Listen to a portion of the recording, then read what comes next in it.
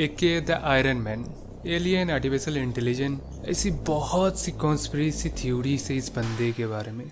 नाम है Elon Musk. जन्मा था 28 जून 1971 में।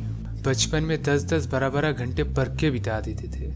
इन्होंने दुनिया के सबसे सक्सेसफुल बिजनेसों को खड़ा किए हैं। SpaceX, Tesla, Starlink, hyperloop, solar city, PayPal और इनके वर्ल्ड क्लास बिजनेस की लिस्ट देख सकते हो। 7 जनवरी 2021 को दुनिया के सबसे अमीर इंसान बन गए। फ्यूचर फर्स्ट ट्रिलियनियर के रेस में इलॉन मस्क सबसे आगे है। यूथ आइकॉन, सिर्फ इनके नाम ही किसी को मोटिवेट करने के लिए काफी है। बट इलॉन मस्क खुद हर एक फेलियर के बाद मोटिवेट रहते कैसे है? फेलियर के बाद गिव अप क्यों नहीं करते? दोबारा से रिस्क क्यों लेते हैं? और सबसे बड़ी बात, वो हार्ड वर्क करते या स्मार्ट वर्क करते हैं? हर रोज 16-16, 18-18 घंटे काम कैसे करते हैं? फेलियर के बाद क्रिटिसिज्म को सहते कैसे हैं? ये सब कुछ जानने वाले हैं इस वीडियो में। उससे पहले इस चैनल को सब्सक्राइब जरूर कर लेना इस तरह के वीडियोस के लिए। देखो, हर किसी को दिन में 24 घंटे ही मिलते हैं। जो इन 24 घंटों का अच्छे से इस्तेमाल करते हैं वही सक्सेसफुल होते हैं। लेकिन इस बंदे ने इन 24 घंटों का कुछ इस तरह से इस्तेमाल किए हैं कि एक रियल लाइफ फिक्शनल कैरेक्टर लगते हैं। फिक्शनल मतलब एक अनबिलीवेबल काम, जिस काम के बारे में आज के डेट में कोई सोचे ही ना, जो आने वाले फ्यूचर को चेंज कर सके। अगर आप उस तरह की सोच रखते हो, आपका ड्रीम, आपका विजन अगर उस लेवल तक है तो आप राइट ट्रैक पे हो। क्योंकि विजन, ड्रीम हमेशा बड़े से बड़ा रखना चाहिए। Challenge everything. देखो, बंदे के पास फॉर्मल रॉकेट साइंस की एजुकेशन नहीं थी। जेब में थे $165 मिलियन और ये $165 मिलियन मिला था उनको पेपैल से अलग होने के बाद। बचपन की आदत 10-12 घंटे पढ़ने की, रॉकेट साइंस की बुक ली और पढ़ने बैठ गए और स्पेसएक्स की शुरुआत की। और जब शुरुआत की तब इनके पास मौका था पुराने प्रोटोटाइप को डेवलप करने का, कुछ इधर से कुछ उधर से पार्ट्स लेके असेंबल करने का। बट इस बंदे ने क्या किया, प्लेन पेपर की एक शीट लिया और उस पर ड्रॉ करके स्पेसएक्स की फास्ट रॉकेट लॉन्च की।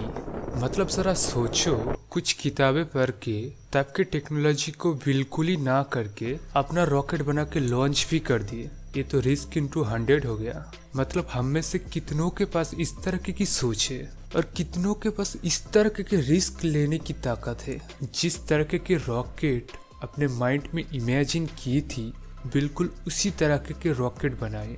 अपने विजन के ऊपर किसी भी तरह के कॉम्प्रोमाइज नहीं किए। इसीलिए ही उन्हें रियल लाइफ आयरन मैन कहा जाता है। और कोई कोई तो उन्हें एलियन या आर्टिफिशियल इंटेलिजेंस भी कहते हैं। बट वो फर्स्ट रॉकेट लॉन्च होने से पहले ही फट गए। लेकिन इलॉन मस्क यहाँ नहीं रुके, दोबारा लॉन्च किया। लेकिन दूसरे रॉकेट स्पेस में जाने से पहले ही रूट भटक गए। तीसरी बार लॉन्च किया, तीसरी बार भी रॉकेट स्पेस में जाते ही रूट भटक गए। और गेस व्हाट, इस बंदे ने चौथी बार लॉन्च की और इस बार सक्सेसफुली मिशन कंप्लीट हो गया। रिस्क, फेलियर को हैंडल करने की ताकत, never giving up, never giving up का एक एग्जाम्पल सेट कर दिया। जब इनसे इंटरव्यू में पूछा गया कि लगातार तीसरी बार फेल होने के बावजूद आपने चौथी बार रॉकेट लॉन्च क्यों की, आपको नहीं लगा था कि अब बस हो गया? तभी इलॉन मस्क एक ही वर्ड कहे, नेवर। यानी कि आप जानते हो जो चीज़ आपकी ड्रीम है, आपके लिए ज़रूरी है, उसको कभी भी गिव अप नहीं करना। इलॉन मस्क खुद हर एक फेलियर के बाद मोटिवेट रहते कैसे है? क्योंकि वो जानते हैं फेलियर इज द ऑप्शन। क्योंकि अगर आप कोई काम किया और उसमें आप फेल नहीं हुए तो आपने नया कुछ ट्राई ही नहीं किया। मतलब आपको अगर लगे कि ये चीज़ करके आप फेल होगे तो भी आप उस काम को करो, क्या पता आप सक्सेसफुल हो जाओ। फेल होने के बाद भी मोटिवेट रहने के एक और वजह ये भी है कि आप सच में चाहते हो वो काम करना। आप अपने काम को पसंद करते हो, किसी मजबूरी या फेलियर के डर से नहीं करते हो। आप जानते हो आप फेल होगे तो भी करते हो। इस तरह के सोच रखने वाले इंसान हमेशा सक्सेसफुल होते ही है। और गिव अप करना इट्स नॉट द ऑप्शन। इस तरह के तगड़े माइंडसेट वाले इंसान के दिमाग में गिव अप करने की थॉट दिमाग में एक छोटे से कोने में पड़ा रहता है। इलॉन मस्क स्टूडेंट और यूथ के लिए एक बेहद अच्छी बात कही है रिस्क के बारे में। उन्होंने ये कहा है कि आप अभी यंग हो, आपके पास ज़्यादा रिस्पॉन्सिबिलिटी नहीं है, तो आप किसी भी काम में रिस्क लेके वो काम कर सकते हो, क्योंकि अगर आप उस काम में फेल भी हो तो उसके कॉन्सिक्वेंसेस आपके परिवार तक ना जाए। जब आपके पास एक परिवार हो तब रिस्क लेने पे अगर उस काम में फेल हो गए तो उसके कॉन्सिक्वेंसेस आपके परिवार को भी झेलना पड़ेगा। तो अपनी यंग एनर्जी को काम में लगाओ। सबसे बड़ी बात, इलॉन मस्क हार्ड वर्क करते या स्मार्ट वर्क करते हैं। जैसा कि मैंने आपको पहले ही कहा, इलॉन मस्क 16-16 घंटे काम करते हैं। उनके एम्प्लॉयज़ महीनों तक घर नहीं जा पाते हैं। तो इसका जवाब है एक ऐसा वर्क, स्मार्ट वर्किंग तरीके से हार्ड वर्क करना।